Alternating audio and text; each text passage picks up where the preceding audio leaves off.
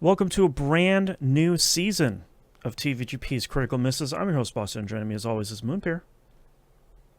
Hello. Okay, so this season and similar seasons like this in the future deserve a little bit of explanation here, because when I say what the season is without describing it, it sounds a little bit mean and sort of a personal attack. If you haven't listened Uh-huh. to our Critical Misses production meetings, you can do so over by becoming a patron over at patreon.com/E1M1 or E1M1.cash. Those ones are the numerical digit one. The $5 tier or higher at the time of recording, you can get access to that. It's kind of a fly on the wall, sort of behind the scenes look at how we determine what season we're going to talk about next, the future seasons, how we create a lot of these seasons, all of that sort of stuff. And I think it was a couple of months ago, we were talking about famous actors. And the genesis of this season is an actor whose career we're going to lightly follow in this season, and that actor is Miles Teller. But with a bit of a twist that, again, sounds mean, Uh-huh. but let me clarify here. And the theme of these seasons is actors we hate, colon, the actor. I want to be very specific. We are not saying we hate Miles Teller as a person or as an actor. What we are saying, Currently, as of time of recording. right. That's a good point. That could change in the future. But I want to say this isn't a personal attack on Mr. Teller. It is the genesis of these seasons are, boy, I don't like watching this person's movies when they're in like a kind of a lead acting position. And I'll turn the mic over to Moon here in a second to sort of explain why there's such a hesitance to watch anything with Miles Teller. So it really is one of those things of like, everybody has an actor like this, or a musician, or a TV show or something where you go like, oh, this looks pretty cool, and then that dude shows up on screen, and you're like, ugh. Okay, never mind. Like that just gets taken off the list right away.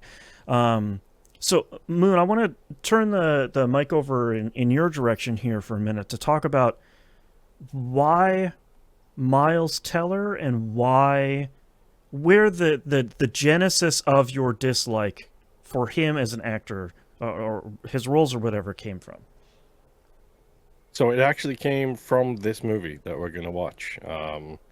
Because I had never seen him in anything before, and then I think friend of the show, Harlow, rest in peace, Yep. mentioned this on one of the Banffcasts as a really solid movie, and I was like, yeah, cool, I'll sit down and watch it. And his performance is so eminently good that I hated him because I now just associate this character Mm, with him as a performer. gotcha. It's like uh who's the main hero in The Boys? Um Carl Urban. no, the main superhero guy. Oh, Homelander. Homelander. That guy, like, Yes. I'll never be able to see that guy in anything else and be like, that's Homelander. He's terrifying. Hmm. Like, it's that thing where it's like, boy, you're just too good at this, man. Like, you can't, Yes. I can't see you in anything else.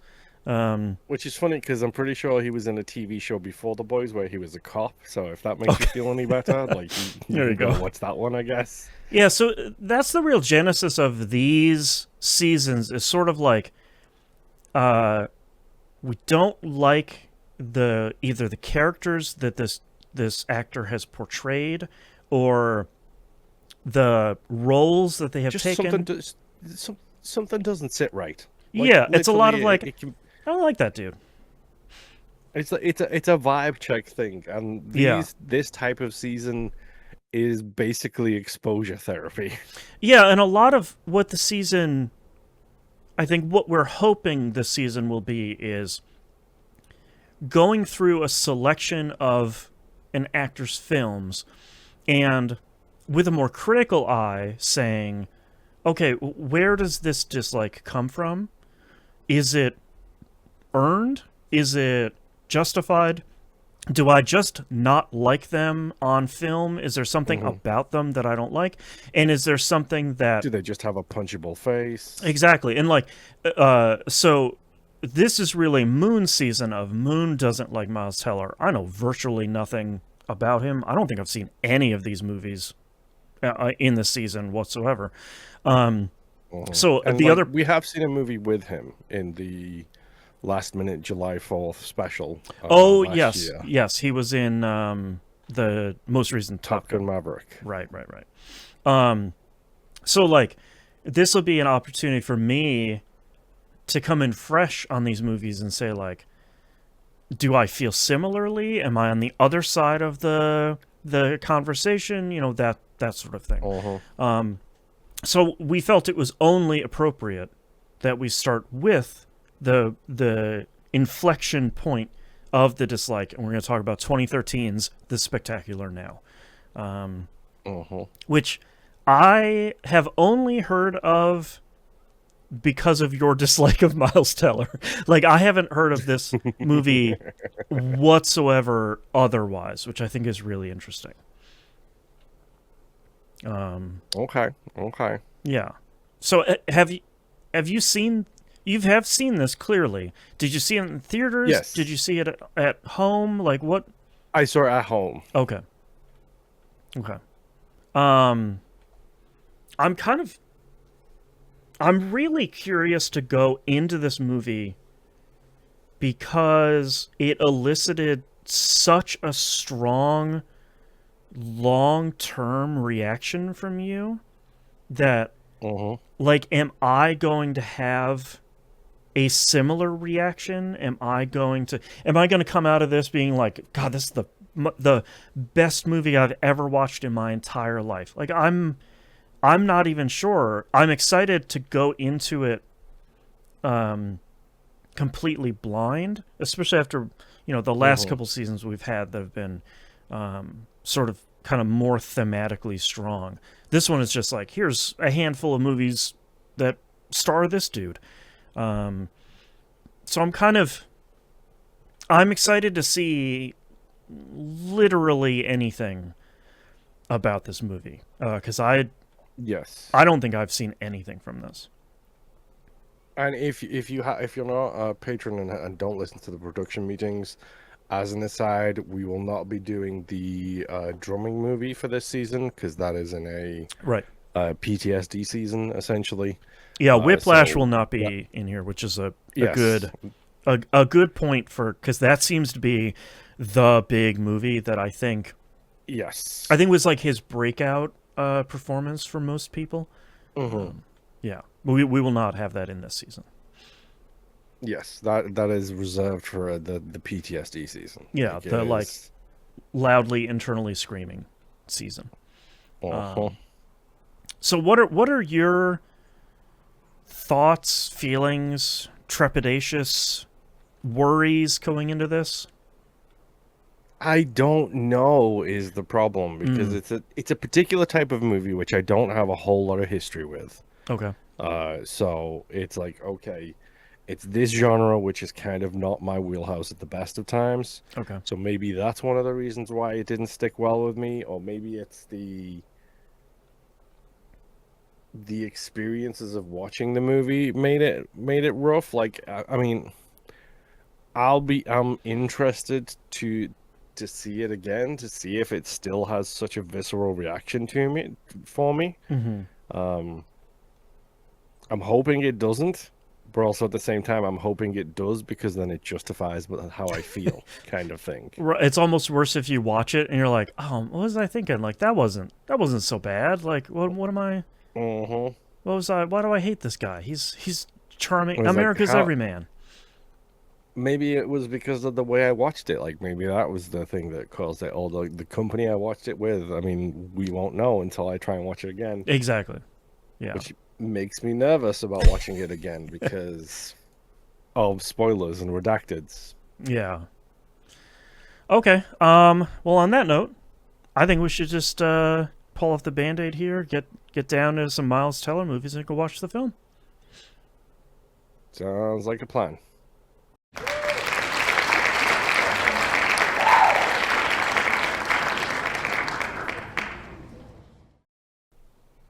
Hello, we're back. We've returned from the cinema, the film. From outer space. That's right. We're doing it. We're just here to talk about the tripods. We're here to talk about the end. Oh no, that's the last season. One season, bro. Can I just I just want to say something here at the beginning of this. Just like put everything in a nutshell. I was so angry through so much of this film, it made me so pissed off. For those audio listeners who don't watch the video version, I am currently sitting here with my hands in the air in celebration. Yes. Because I feel redeemed when I watch this movie. Because... Okay, so look, I love a good teen rom-com as much as anybody else. Sure. I love a good teen drama. I love a coming-of-age film with this, which this definitely is. Yes. But is it just me, or is Sutter the worst protagonist in history of coming-of-age movies? He's like the worst human I've seen on film in a while. So here's what I'm so redeemed. Here's what frustrates me redeemed. And pisses me off so much about this movie is, number one, Miles Teller plays this character perfectly. And you're supposed to hate him, and I hate him. And I don't hate him because he's supposed to be hateable, but I hate him because I have known so many dudes like this in my life. Same. Whose behavior has been pointed at me because through most of my life, I've been bullied quite a bit. And seeing that... Like, I am Amy from this movie. Like, if we want to talk about a coming-of-age story, I am the Amy of this story. And to, like, see that particular brand of dude on film, like, the most... The thing that pissed me off the most is when they're at the, like, lake party drinking thing, and Sutter is telling his ex-girlfriend, Cassidy, otherwise known as Brie Larson. Yeah, Brie Larson. We'll get to the cast here in a minute. But when he's like, "Oh, you're done talking to her. Come on, she's done. Come on with me. You're going. Come on, we're leaving." Like, that's the specific brand of douche this guy is, and the charismatic a-hole. It's just the worst. I called him a charming douchebag in my notes. Like, it's that, like, specific breed of dude that is, like, just charming enough and just good looking enough to get away with anything and to completely avoid any level of consequences, which he escapes any consequence throughout literally the entire movie. And they're like gravity. They suck everybody else into this whirlpool of their own lifestyle, their own behavior kind of thing. And that would be fine if it was something like how the gravitational pull connects people in something like Garden State, but the pull down is depression and indie music. This is teen drunk driving and, like, getting very severe teen alcoholism and very severe not seeing the bigger picture moments kind of thing. Like, and the worst part is like I'm not going to be 100% critical of him because I was a teenage boy once too. The difference is I wasn't this teenage boy. I was the opposite of this teenage boy. I was a different flavor of dumb, but I wasn't this flavor of dumb. God, I just like the low simmering anger and frustration, and I think the movie goes a long way to show that Sutter, who, number one, Sutter Keeley is like an incredible, like, douchey wasp name. It's amazing. I think the movie goes out of its way to show that Sutter appears to be a side effect of his environment, but then continually kind of upends that as the movie goes on. Is like, no, he just sucks. Like he's just taking all of these good things for granted. He's taking everybody's help for granted, and instead of trying literally at all, is just willing to like shake hands with somebody and be like, thanks, man, I'm off to destroy my life. Peace. And everyone's like, wait, what? Yep. Wait, what? Oh, it's so frustrating, man. So, just out of curiosity, after the end of this movie, did you think to yourself, Moon was right? Like, I understand where his hatred of Teller came from. 100%. Because if this is your first exposure to him, and again, credit to, it goes a long way. The guy who played Draco from the movies we don't talk about, the guy who played Daenerys Targaryen, her older brother, in Game of Thrones. Yep. Like, it goes a long way to be able to do a performance so well that forever you are labeled as the douchebag. Yep. Like, forever. Yep. And credit to Miles Teller, he spun himself out of that to where he has actually done other roles. True. And not just stuck in that thing. But his performance is so good, I can't help but hate him. I hate him. I hate his face. I just want to punch him. The thing is, I don't think it's just a good performance. It is a good performance. It feels natural. Like, there's a natural component to his portrayal of Sutter that, like, I know this is an actor portraying a role because I'm not 2 years old, but there's such this, like, you can almost feel the lines blurring in this performance of, like, yes, man, is he the worst no, he's okay, no, he's just an actor. And then the next scene you're like, man, is he like this in real life? No. He's just an actor. Miles Teller's probably fine. But he plays this, he plays Sutter real well, man. A little too well, I might say. And I think it's magnified more by the reflection of his character off of a little bit of Brie Larson's character, but a lot of Shailene Woodley's character. Because Amy is the polar opposite of Sutter in virtually every way. And I was like holding my heart in my hands the entire movie, saying like, there's only one way that this movie can end, and that's with Amy dying or Sutter taking her with him in like a fiery car crash. Like, the train is going to crash into the station somehow because she's too good. How does this train crash into the station? And the whole movie was me just being like, oh god, okay, oh god, this is where they're gonna. She shockingly does not die when she gets hit by a car.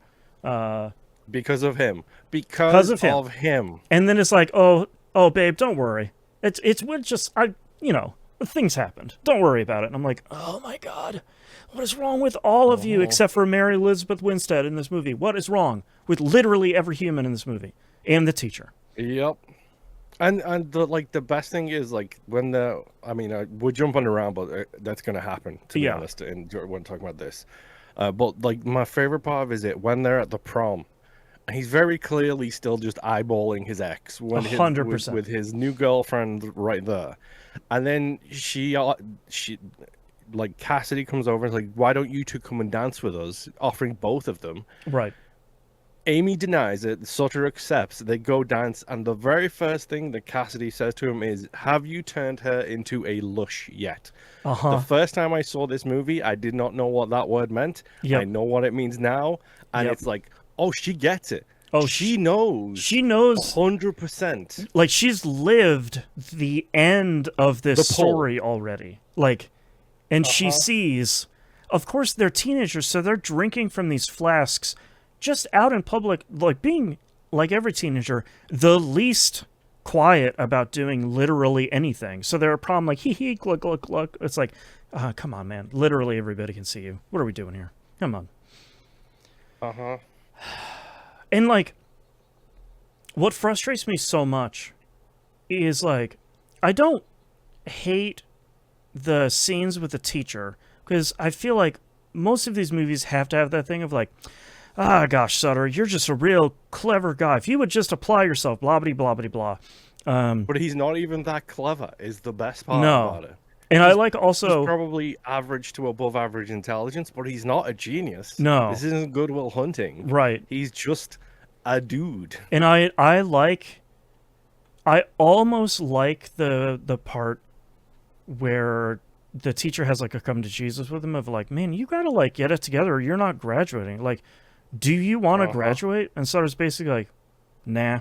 He tells the truth. He's like, I don't know. Yeah, I don't know. All right, and I like that it's almost a good scene where he turns around the teacher and is like, I don't know, man, like, are you happy? And the teacher's like, Yeah. teaching Being a you, grown-up doesn't no. seem that great. But the scene that I Yeah, really 100%. liked was him talking to his boss at his job, and his boss is like, Is this the someone's got to get fired conversation? yeah, 'Cause that and is incredible. it's basically like, I had to let somebody go, you know, like the business isn't doing so well, but I think you're great in this position. I see great things for you. I want to keep you around, but you need to stop But coming that's the in. best part is you get the impression that he is very much like Amy, where he is just being charmed by him the whole time. He knows he's coming in drunk. He knows he's getting drunk Yeah, at work, Yep. and he's not doing anything about it because he likes the kid, because Right. the kid is a charming d-bag. and Like, I like that and he's then like, he has that moment. yeah, like you can keep working here. You just gotta stop coming in totally blitzed, man. And I love that Sutter's immediately like, hey man, thanks for the opportunity. Bye. It was great working with you. And it's like, God, you just like, you were the worst human. You like you just don't want to do anything, even when faced with his mom, who is incredible in this movie. Just being like, man, I love you. Get your stuff together. Like I Yep. don't know how else to help you. And like the worst part is like he has some moments where he is right. Like Amy's mother has problems, and Amy definitely picks up the slack there, but he doesn't not understand picking up the slack because he's not an older sibling. He's the youngest sibling. Right. So he doesn't know that what she's probably got going on is also making sure her little brother is fed. Yeah, exactly. Making sure that they have somewhere to live. And at the same time, this hero worshipping that he does for a dad that he lies about, that he doesn't know a thing about, because Yep. he blames everything on his mother, despite the fact that he doesn't do anything to try and help her kind Right. of situation. Like, it's part of the dichotomy of being a teen. Like, Yeah. you don't see the grown-up things that happen around you, but also at the same time, you should probably be a bit more aware of other people's feelings and things like that, because empathy exists. Right. Like, And your you know, impact on the world. yeah. And like you said, we'll speak about the cast, so I'm fine with that. I'll let you lead on this one, but I just want to make one mention really quick because I haven't seen her in a lot, and I need to shout her out. Amy's friend, I think it's not Holly. Holly's the sister. Amy's friend, Crystal, Yes. has a conversation with Sutter about, hey, don't do this to my friend. Like, I know who you are. We all know who you are at this school. Don't do this to my friend. Yep. She's played by Caitlin Denver, who is Loretta McCready in Justified. If you've seen the second season of Justified, Oh, that's wow. her. I also was And just she is an incredible performer. I also just looked at her her Wikipedia page. She's Abby in In Last The Last of Us. I had Mhm. no idea. Wow. Yeah, Yep. this is like an all-star killer cast. Like seeing Brie Larson pop up, I was like, "Oh, dang, okay. We're leading here." Mary Elizabeth Winstead kills it. Bob Odenkirk is Sutter's boss. You talked about Is the Caitlin boss. Dever. Jennifer Jason Leigh is his mom, who I haven't seen in a film in a very long time. She was huge in the 80s and the 90s. The performance that I really liked, and it towed a very difficult line, I think. Go ahead. One of the things I want to give shout out to this cast is you've got a bunch of upcoming future greats. I Yep. don't know where Brie Larson was at this point in her career, but Teller hadn't done a lot at this point. I hadn't seen Shailene Woodley in a whole lot at this point. Like, Other than that big but it's got series this. she was in, Divergent, I think. Yeah, Yeah. that was after this with Teller, funnily enough. Oh wow, it was after that. Okay. And like seeing the great combination, and it's something I really appreciated about Garden State too. It was a bunch of people I've never heard of versus with a bunch of amateurs, and everyone is just performing Yeah. so well. And I think one of the standout performances in this movie for me is Sutter's dad.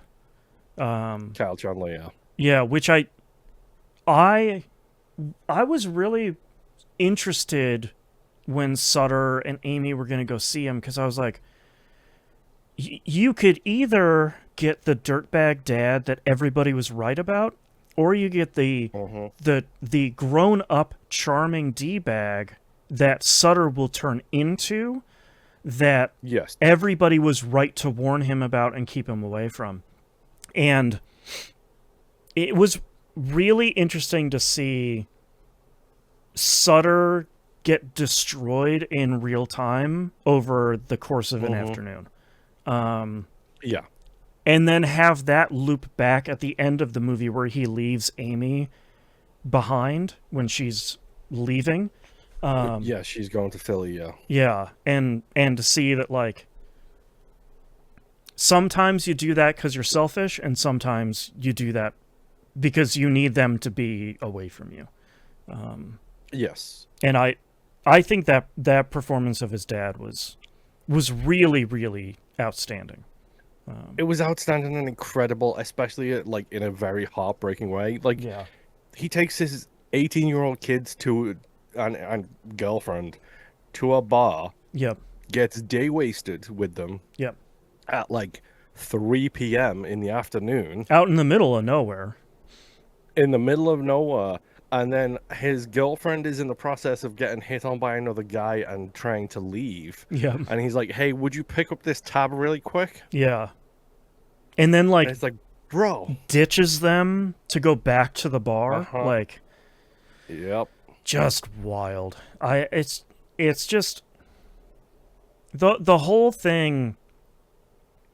I do like that the movie does a good job of saying like, look, Sutter has had a hard life, and it has not been a silver spoon life for him, but No, no, no, no. He even admits in his admissions mhm, like thing, which is the grounding point for like his point of view of this. yeah, His like submission to the dean of admissions for whatever college he wants to go to. And he even says in his final revision of it, like, my life has not been hard compared to other people. exactly. But I think the movie. My point is, I think the movie does a really good job of saying like he hasn't had a hard life. He's in this position because he's being dumb and he's making the wrong decisions. Yes. And Hmm. it would be a lot better if he would take responsibility for it, but he's just shirking responsibility at literally every turn and just pulling Yeah. I people mean, into with him. he's got a job which pays that I'm assuming he gives nothing to his mother for because she's working doubles Right, to try and make ends meet and pay the bills. right. And he's just buying a bunch of booze with it, probably. Yeah. Which he keeps in a bucket in the back of his car. Right. Just oh my god, it's the worst. And then like I appreciate that the movie at some point very late in the movie has Sutter kind of wake up and realize, okay, maybe this is the time where I get my stuff together. Like maybe this is the time where I try to So grow up. I think that is brought about by a very big turning point, which takes some time to hit. Yeah. I think it takes a lot of time to hit Sutter, but it's also one of my favorite scenes in the movie is the dinner that Sutter invites Amy to with his sister, Hmm. who's like they've just announced their engagement. They're talking about getting married, and it's a real fancy dinner with like his older sister, the fiance, looks like a different friend that they've got over like Right. for like family dinner, and Sutter's just like railing down on marriage like unbelievably hard. Yep.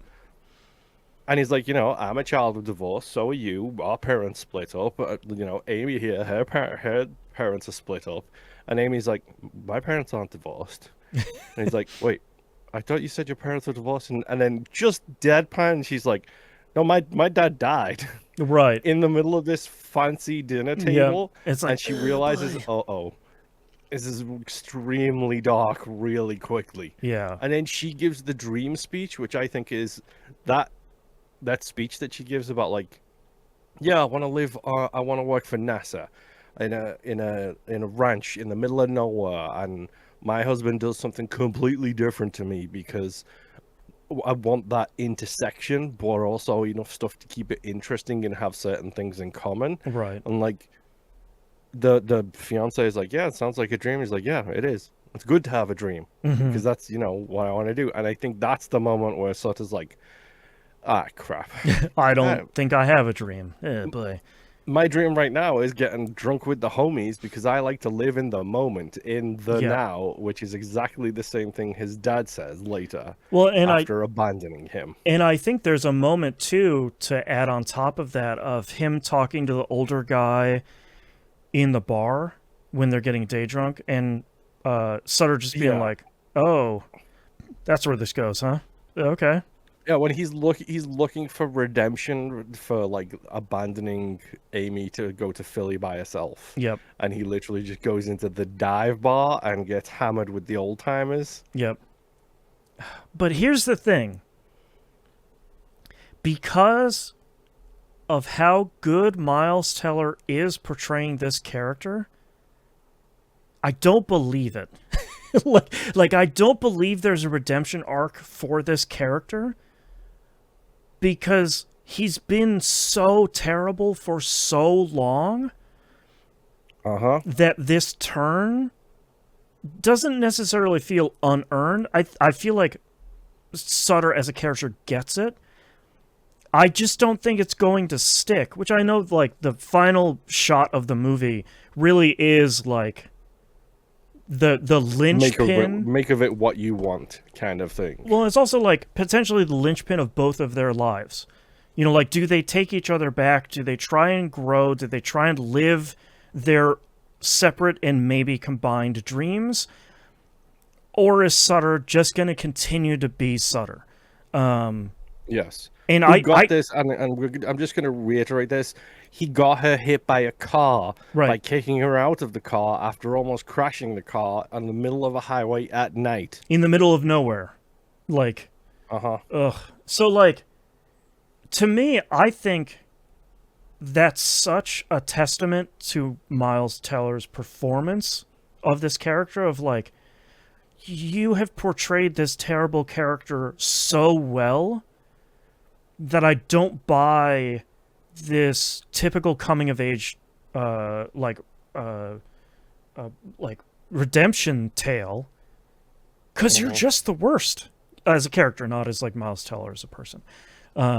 Yes, and I think that's what got me on your side, you Moon, your side when I finish this movie of like watching the credits roll and be like, I'll buy it. I'll buy it, Sutter Keeley. Yep. I don't think you're going to do it. I think you're going to ruin this lady's life. I think you should have left her in Philly. Yep. You big butt. You jerk. Literally, my reaction to the end of this was like so the movie ends with him finally filling out his college registration form and basically saying, this was probably due ages ago, but IDGAF. Yeah, I did it at least. Yes. And it's like, it's the start of a new era for me. Gets in his car, drives down the road, and then it shows him literally walking up the stairs to a college as Amy walks down the stairs. They look at each other, she smiles, pushes the hair back over the ear thing, and then it cuts to black. Yeah. And it's like, no, bro, leave her alone. I wrote in my notes, leave her alone, get a job. Like that meme of just leave this sweet girl alone, you jerk. Come on, Let her do her thing, bro. Let her go work at NASA, you loser. Come on. Ugh. But, like, to your point, coming out of this movie, having watched this as the first Miles Teller thing, I'd be like, yeah, screw that dude. I hated him so much after seeing this because Yep. this was literally like the first thing I saw him on. So much so that it put me off watching him in other things. Yeah. The only, the only other thing that I think that I've seen him in 100% for sure is the Top Gun sequel. Yeah. Yeah. Yeah. And he's phenomenal in that. Yep. Even though he gets like 20 minutes of screen time in a Right. 6-hour movie, Right. Right. I think he's really, really good in Yep. that movie. And Ugh. it's like okay, I need to give him more credit than it's due. Yep. But boy, does he have a big hill to climb this season. Because watching this again made me hate him all over again. He's It just just a did. he's just a punchable jerk. That's really who he is. Uh-huh. Yeah, and and apparently because I did a lot of reading about this. Apparently, him, Shailene Woodley, and Brie Larson are all super tight friends to this day. Oh, that's fun. Yeah, like knowing that they all like really clicked together and like had a good time on set and are all really good friends. It's like okay, that's at least some good to come from this movie. Right. That I makes me want to punch that guy in his face so hard. Oh man. Okay, before we get to the ratings here, any final thoughts on this movie? It's like you said, it's a really interesting coming of age story, but I don't think it has a redemption. I don't think there's Right. a redemption. Like the way I took it at the end of the movie, because it does leave it open for you. And apparently Miles and Shaylee disagree on this. Hmm. Shaylee thinks that they went to lunch, got together because they're kids and they didn't realize the stupid decisions they were making. Hmm. And Teller's opinion is they got together, had lunch, and then went their separate ways. Right. Like that's his opinion of it, which his opinion is wrong because your character is not good enough to do that, you giant idiot. That's right. Like there is I think one of the things that bothers me about this, and it's not so much the coming of age part of it, it's the fact that there is no happy ending. There is no redemption. Right. There is no everything worked out nicely. Maybe if they did the final Batman movie thing where he just shows up in like a restaurant when he's 50 or something and sees her with her family or whatever, Yeah. that would have been phenomenal as a good ending.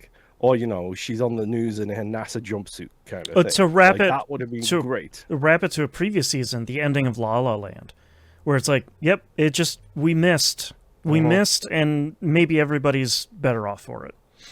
Yeah, they walk in, they have the little head nod, hat tip kind of moment, Yep. and then they continue going their separate ways. Like, I performances stellar, movie making stellar, Yep. film style stellar. Like script incredible. Like Yep. there's not a whole lot of misplaced stuff in this movie. I hate the fact that it feels purely negative. Like that poor girl gets hit by a car. Right, and she's like, "Don't worry come about on. it, babe. These things happen." It's like, lady, you gotta go to space to get away from this dude. Like, come on.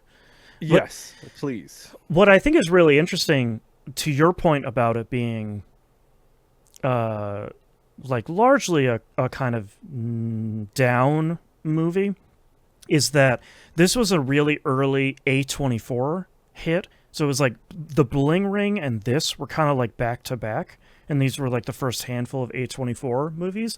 And it feels like those two movies kind of set the groundwork for A24's house style. Yeah.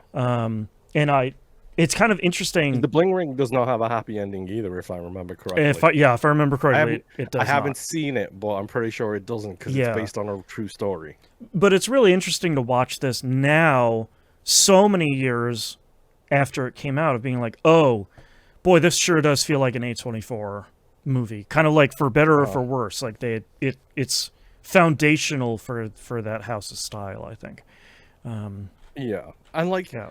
it's funny because like this is like 2013. I don't know what it was released in 2013. Yeah. I don't know when it actually was shot or anything like that because it's a very indie movie. It could be shot very quickly. Yeah. It feels very timeless in its production and style kind of thing. It's And also apparently it was on the blacklist as well, just so you know. Oh, sure. Which if you don't know what the blacklist is, Google it when it comes to scripts. I I think the timeless nature of it too, it almost feels like Midwestern or New England ish in these kind of like back overgrown forested areas. These podunk kind of times. yeah, these kind like of towns. long empty freeways in the middle of a forest with a bar and maybe a gas station and then nothing else for 50 more miles. Like I think it captures that kind of middle of nowhere, even like removed from suburbia boredom that I think a lot of other movies kind of have a hard time with. Yeah. Yeah, I agree with you on everything though. It's a great movie. That's a hard watch, and I think so much of it hinges on Miles Teller's performance. And it does. I think And he it's a kills it. phenomenal performance. Yep, it really is. and I hate him so much. Yes, that too. Let's get to ratings here real quick. IMDb, the 7.0 out of 10 with 168,000 ratings. Rotten Tomatoes, 92% on the tomato meter with 170 reviews. That's very high. And then 76% on the popcorn meter, which for anyone who doesn't know, that's the audience review score. And then on Letterboxd, 3.2 out of 5. I'm probably there at like 3.5 out of 5, at like 7 out of 10, because it's yeah, I could probably go 8. yeah, it's so good, and he's so hateable that there's this internal like push and pull from me of like, it's a great movie. It's like, yeah, but he sucks. It's like, no, but it's like the cinematography. It's like, yeah, but Miles Teller, boo. So it's Yeah. it's kind of hard from that perspective there, but it's a real good movie, and we have a handful more Miles Teller movies throughout the ages here as we continue through our Why Do We Hate Them, Miles Teller season. So Yes. Hopefully you'll join us for the next couple of movies, and we'll see you next time. Bye. Boy.